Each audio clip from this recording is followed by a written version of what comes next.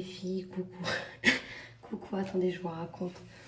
Je crois que c'est le vol le plus long et le plus pire de toute ma vie. Les filles, en fait, je suis très tête en l'air. Les filles, en fait, le fait aussi que je m'expose, ça m'aide pas. En fait, le fait que je suis très tête en l'air, les filles, j'ai oublié mon passeport. Vous savez, derrière les sièges, là où tu mets les trucs, ou en dessous, un des deux, je me rappelle. En fait, le fait plus exactement, je sais pas, parce que même à l'heure d'aujourd'hui, je sais pas où je l'ai oublié, quel endroit précis, mais je sais que j'ai oublié dans l'avion. Il se passe quoi? Bah, je demande de l'aide, etc. Je vais plus vers le gate, je me rends compte que j'ai plus mon passeport. Mais le gate il va fermer, l'avion va partir. Je me rends compte quoi? Je demande de l'aide, on m'aide même pas. On m'aide même pas. Je suis tombée vers le sur des haggars. Après, je m'effondre les filles parce que j'étais très faible mentalement. Que je pleurais, j'étais annoncée comme une plouque avec mes... Enfin bref, sur des... Et après, les filles, je fais quoi? Je finis par demander encore de l'aide et on m'aide pas. Et en fait, la seule police qu'il y avait dans le terminal, c'est dans un autre terminal parce qu'il y avait plusieurs terminals. Enfin, je comprends rien. Mais en tout cas, c'était pas là où j'étais qu'il y avait la police, le bureau de police de l'aéroport. Et au final, après, j'ai fini par faire ma crise d'angoisse. Enfin, c'est pas plutôt angoisse, plutôt hystérique, je crois.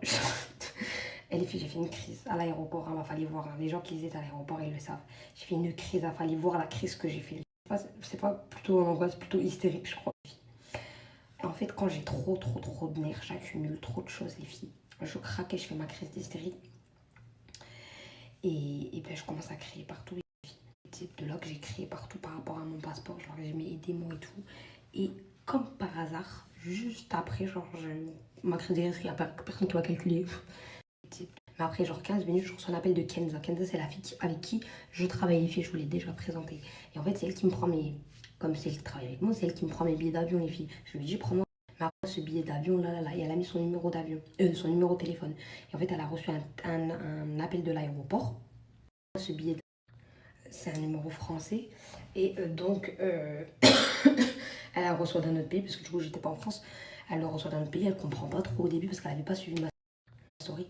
Elle comprend pas, et je lui avais même pas parlé. Et quand elle a compris que en fait, c'était par rapport à moi, Yousra, elle s'est fait passer pour moi, elle a dit ok. Et en fait, ils lui ont dit, comme si par la mode, que je devais venir dans un autre terminal récupérer mon passeport. Ils l'ont retrouvé parce que en fait, je ne le savais pas. Mais et c'est de là que j'avais très peur en fait. J'avais peur que quelqu'un me le prenne ou quoi. Parce qu'en fait, j'étais bloquée entre les deux trucs. Donc, je pouvais ni rentrer chez moi à la maison, ni rentrer en France tout court, ni aller à ma destination. Enfin, franchement, j'avais les fesses entre les quatre chaises là. Et en fait, ils font un clean de l'avion. Juste après tout, de chaque passager, ils font un clean de l'avion. Donc voilà, c'est ce qu'ils ont dit et ils ont retrouvé mon passeport. Donc j'ai fini par retrouver mon passeport et là, je cours. Alors, je cours pour aller récupérer mon passeport et je traîne de ma valise, etc. Et je galère de ouf.